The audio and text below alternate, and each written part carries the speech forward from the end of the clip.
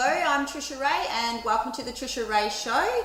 This is an inspirational talkback show for you to learn some really amazing things about some really amazing people, and we've got Paz on the show today, so thanks for joining us. Thank you. Now, you're from Zimbabwe, so maybe you can tell us a little bit about yourself and what it was like as a child growing up in Zimbabwe. Well, my upbringing was very different. Normally we have maids and gardeners, and then when I was like 9 months, my mom sent me to a daycare center. And that daycare center had this British woman there, Sue, and she looked like, curly red hair, the glasses. So I learned to speak English first, which is unusual. So it was also interesting at home. My mom would tell me to speak Shona on weekends, so I'd keep my mouth shut. So Shona's like your language for Zimbabwe. Yes. Yeah. So that is our language. There's two main ones, Shona and Ndebele, so I speak Shona. And that was the start for me. I didn't see color growing up. We never spoke of color either, and if it did happen, which it once did, my dad reminded me, don't worry about it. He didn't educate me on what it meant. And then moving here, it was a big shock initially. I was prepared to be a minority. My aunts were very nice enough to remind me that I will be a minority. So what made your mind up to move to Australia? Because, I mean, for you growing up, because we've talked a little bit growing up in Zimbabwe and having, your daycare teacher who was kind of like your nanny in a way, and that's why your English became very good, because even when I met you, I was like, wow, your English is amazing. And you were explaining to me, well, that's because my daycare teacher was English and that's what you mostly learnt. So then your Shona language wasn't as up to scratch as your English, which is quite abnormal for your culture and growing up. So when did you kind of get that revelation or that thing in you that said, I want to go live in Australia? Because that's a very big change. It was that's huge. Leaving your whole family, it's leaving your culture, it's coming into another culture, and we know when when you're coming from somewhere else and trying to fit into another culture, that can be quite scary. So what did that, in high mean school, for you? a girl came to the school. So we have a guidance class, where they teach you stuff about sex ed and all that. So she came and spoke about Australia and said, I'm in Australia. And I was like, that's so where I'm going. I wanted something different. Okay. Even growing up, I always felt there's a lot more to it. Watching Days of Our Lives, I was like, there's a world that exists. I need to see it. So yes, when I did announce Australia, my mom lost it. She was like, what did you say? And she was like, UK, US. That's where everyone else was going, and also everyone in school. Because I guess Australia sounds a long way away, does it? Yeah. It's unusual. At the time, there wasn't many people coming, but Australian universities found agents in Harare, so it was easy for me to go there. And she said, choose your country. I chose Australia. It's like, interesting. Choose your university. And she said Perth is awesome, the weather is similar to here. It kind of isn't because of the humidity. I'm thinking. The humidity when it hit me, I was like, she lied. But yeah, so I chose Perth, and then she gave me the universities. Everyone was choosing either ECU or Murdoch at the time. Not so much Notre Dame, but more those two. Mm-hmm. And then she showed me UWA, and I said, I'm going there. And she's like, you'll be alone. I was like, that's fine, I'm going there. So was it easy to make friends then when you came to Australia, like meeting an Australian and being friends with other girls your own age and being able to connect quite easy, or was that a little bit harder? That happened a bit later. So at UWA, not so much, but when I went to Curtin, it happened very quickly. I went there for 1 year. But why do you think there was a difference there? Was it because you've already been here for a little while and you've adapted to the Australian culture a bit easier, or you're feeling a bit more confident in yourself? Or it was work.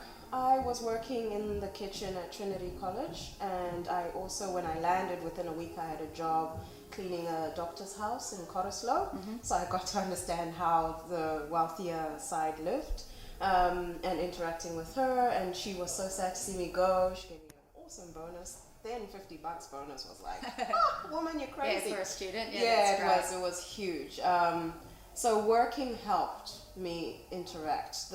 In the kitchen at the college, the head chef and the head kitchen hand were married. They were an elderly couple.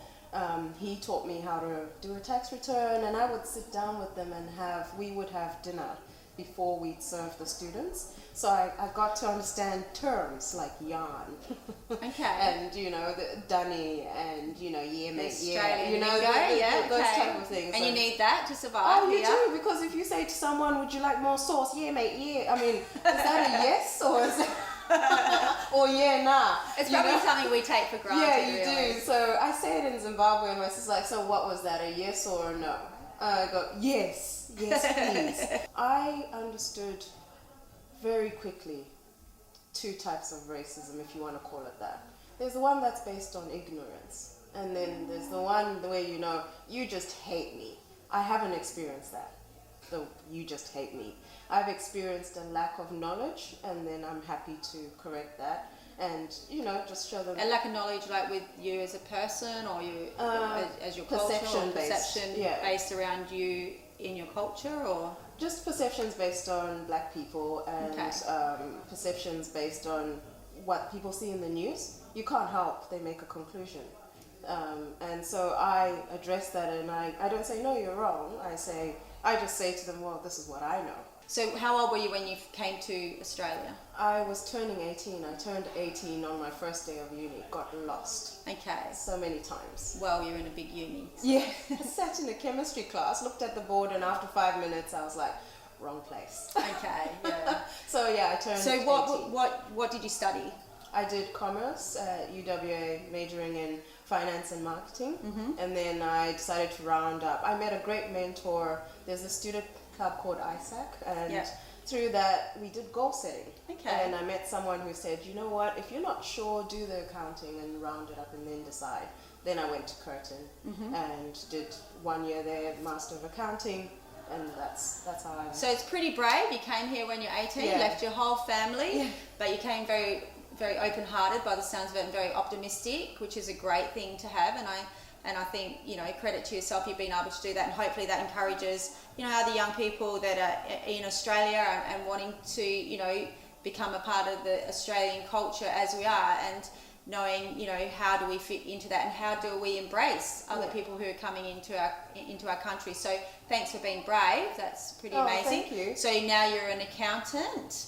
And how old are you now? Sorry, if you don't mind me asking. 33. So from 18 to 33, so you've probably achieved quite a lot during that time. Yeah, I've fallen a lot of times as well. Now I laugh. I laugh at the things that have happened. Crying isn't the biggest thing, but working at such a young age and juggling uni and work allowed me to juggle things when I started working.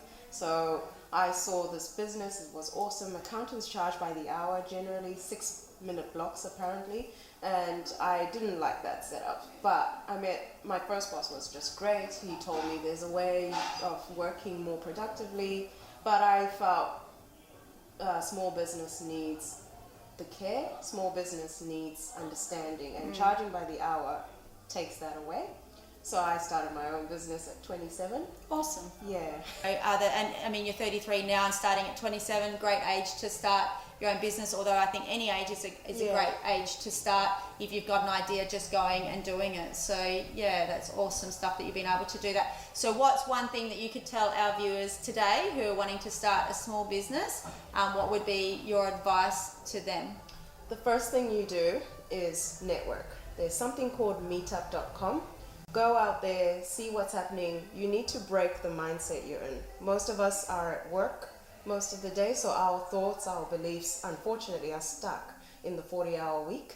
So network, meet people, go to events you see on Facebook, and just go and talk to someone. What if you're a shy person? What does that look like? If you are a shy person, showing up is the biggest thing you can do. So number one, just show up. Just to begin show up. with. Just get there. If you're stuck in the corner, you got ears, you got eyes, so use those if your mouth isn't working. So as an young African woman coming into Australia, do you think that you had the same opportunity as a young Australian woman would have to follow their dream or pursue their goals?